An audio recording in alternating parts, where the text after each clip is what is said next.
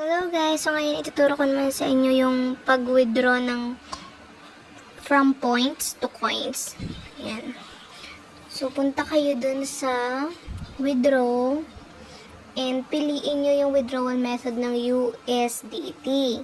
So kailangan kasi dyan ng ayan guys, yung contract address. So para makuha nyo yung contract address nyo, punta kayo dun sa top up. Ayan, top up. Then, piliin nyo dyan yung USDT. May makikita kayo dyan contract address. Copy nyo lang yan. And, balik kayo dun sa withdraw. Puntahan nyo ulit yung USDT na yan. And, ipipaste nyo dyan yung contract address. Then, ibabind nyo lang, then withdraw. Yan.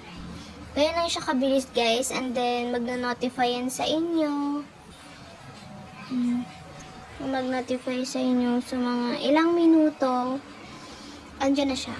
Ayan siya. So, mas para lang siya guys, balik puhunan. Actually, mas okay siya. Mas mura siya kaysa mag-withdraw ka, tapos papa-RC ka, mas mamamahalan ka.